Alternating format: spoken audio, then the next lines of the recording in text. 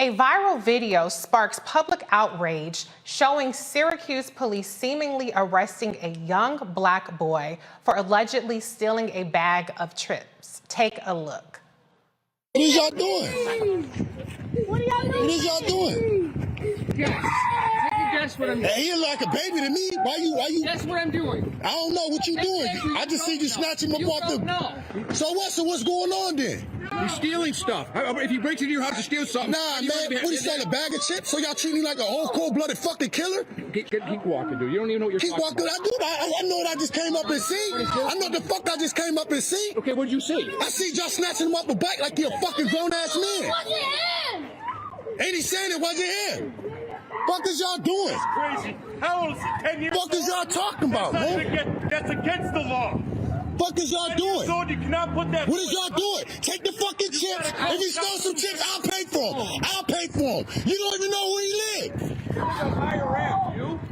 Y'all just throwing him in the fucking car. That's what they do. They come here. Fuck is y'all doing? Bro? Leave him alone. It's on camera. That's all we can do. He a kid. Folks call the officers' actions extreme. Syracuse Police released the statement about the incident. We are aware of a video being shared on social media involving several of our officers and juveniles accused of stealing from a store on the city's north side. The incident, including officers' actions and body-worn cameras, are being reviewed. There is some misinformation involving the case. The juvenile suspected of larceny was not placed in handcuffs. He was placed in the rear of a patrol unit where he was directly brought home. Officers met with the child's father and no charges were filed. I'm going to bring in the panel on this one. And before I just say, the language in this statement is troubling. And it just shows the criminalization stance, posture they're taking towards a child, larceny, and referring to handcuffs. And, well, he wasn't handcuffed. So fucking what? You had this little boy who was hysterical, crying with his arms behind. I've had my arms pinned up behind my back by a cop before, okay? And I woke up the next day and my wrists were very much swollen and injured. And so this whole notion that just because they didn't handcuff the boy, that's okay. No, the hell it is not okay. So there's just problematic language in this statement beyond even just what we saw with our own two eyes. Crystal, I'm going to start with you. What is your reaction to what we saw on video and to the Syracuse Police Department statement? Yeah, I think I want to first start with what we saw on video, and it's very disheartening. And, we continue to see cases like this over and over again where police are, violently aggressing Black children, Black men, Black women, and brown victims as well here in America.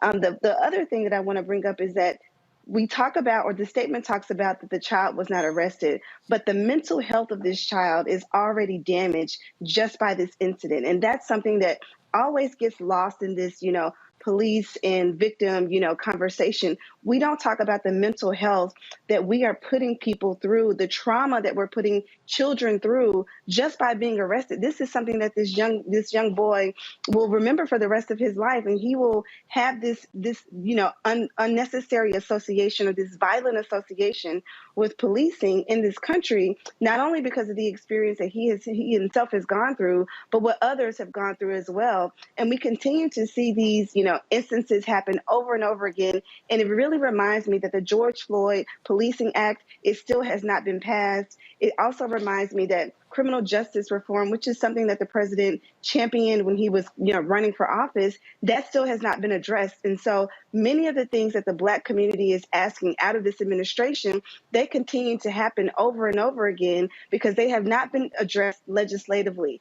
Law has not been codified to make sure that Black people are protected from police officers in this country. And so until it does, we will continue to see more and more cases like this arise.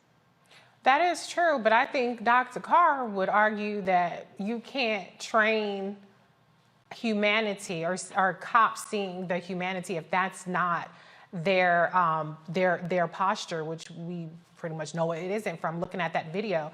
Dr. Carr, your reaction to what we just witnessed? I agree with you. Yeah, of course, Reese. Yeah, and while we continue to fight, as you say, Crystal, we recognize that these officers were not behaving incorrectly.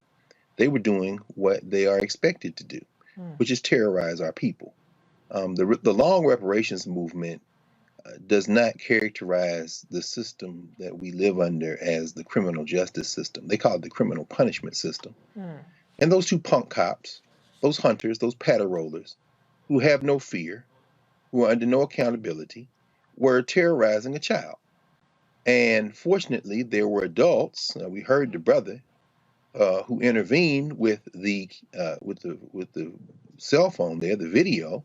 And as you say, the patter rollers, the terrorists, the domestic terrorists, the occupying army, and look at this punk.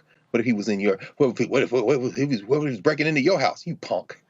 You punk. You're right along with Andrew DeSantis. All you white nationalists, you just don't have a hood. In fact, your KKK hood is your little punk ass knit cap, and with your whatever drugs you've taken to pump yourself up in the gym in between your shifts.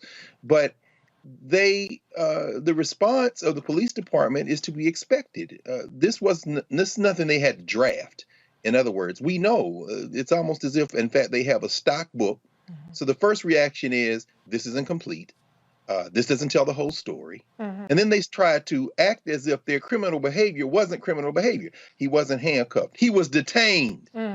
See, the only time this is going to stop is when you put your hands on a child and then you perhaps don't have hands.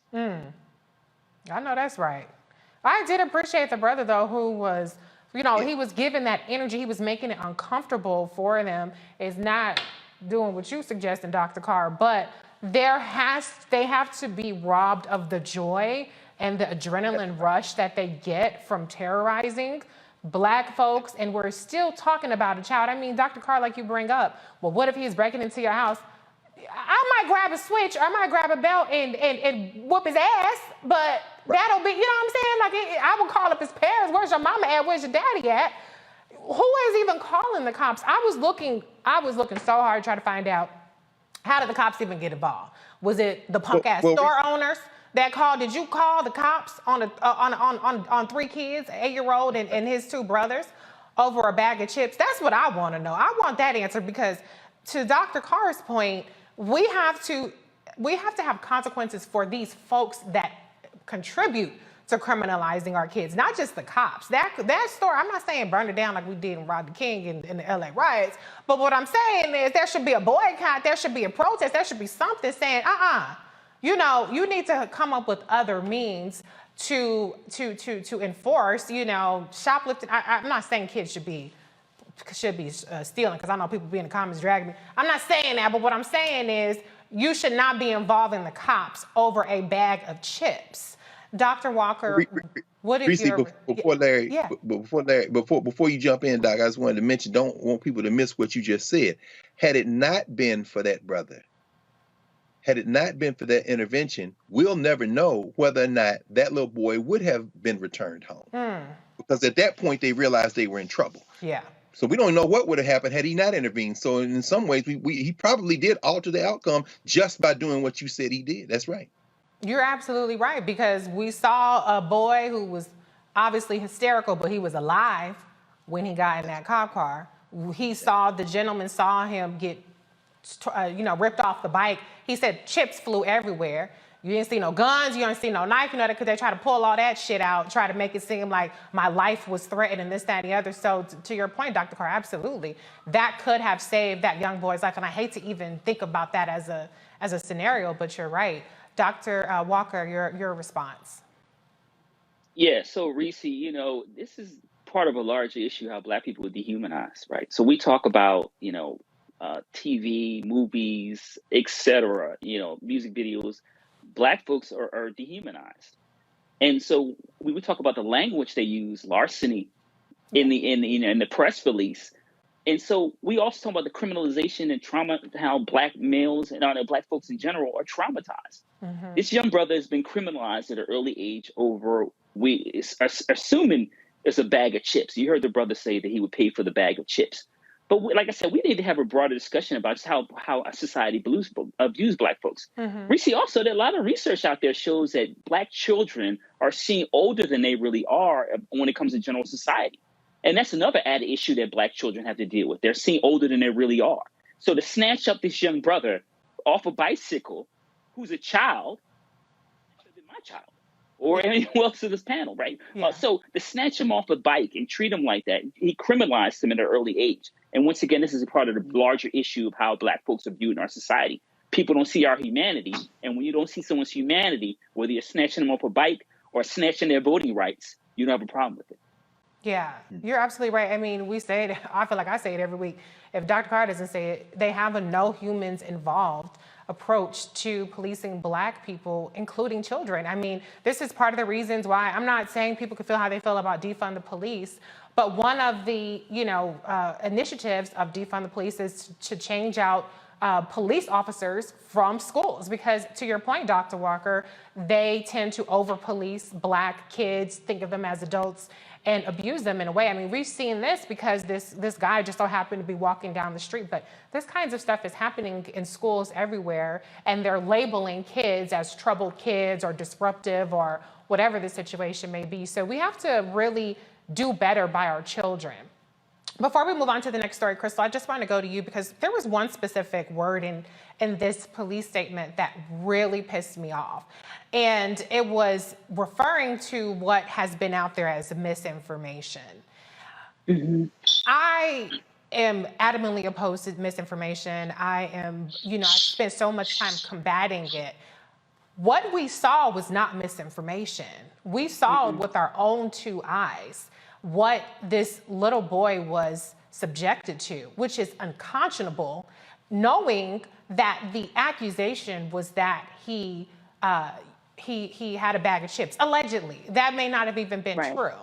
Can you just talk about, and Dr. Carr also mentioned this a little bit, just the way now that words like misinformation or, how he said earlier, well, what happened before or what happened after are really being used to undermine accountability for these police officers. Absolutely. So what we know right now, based upon the case or the video that we saw, we know that the police officers roughly handled this child. They were very aggressive. They were also very terrorizing and traumatizing to this young child. One of the things that we've seen police departments do across the country, they are co-opting the language of activists, right? So they're co-opting this whole notion of misinformation and disinformation because it sounds good, it's catchy, it's the smart thing and the savvy thing to say right now, but there's no misinformation or disinformation in what a video has shown. And so what they're essentially saying is, are you telling me that my eyes are lying based upon the video that I saw? And so we continue to see police departments do this because they're protecting the blue. That's one of the things that's embedded deep into the culture of policing in this country, is that they protect their own. And even when they're wrong, they tell you that something is right or something is wrong to make you believe over and over again that what you saw wasn't true. And so we've seen this happen throughout history. We saw this happen in 2020 with the big lie. If you continue to repeat something, if you continue to state something over and over again, people will begin to question, well, did I really see what I saw? Is it really true what that thing is? And so that's why they use that term. And it's no coincidence that they use it. They're using it on purpose because it's a language that we are hearing activists and people who are quote unquote progressive use about misinformation and disinformation. They're now just using it against something that was illegal that they did. You're absolutely right. I think that's such a good point about how they are co-opting the language. You're co-opting the language of activism. So you're hearing what they're saying, but you ain't doing a damn thing better in what they're demanding. So they need to work on that part. All right, folks, back to our Roland Mark Unfiltered video in just one moment. Folks, Black Star Network is here. Hold no punches. I'm real revolutionary right now. Support this man, Black Media. He makes sure that our stories are told. Thank you for being the voice of Black America, Roland. Stay black. I love y'all. All momentum we have now We have to keep this going. The video looks phenomenal. See, there's a difference between Black Star Network and black-owned media and something like CNN. You can't be black-owned media and be scared. It's time to be smart. Bring your eyeballs home. You dig?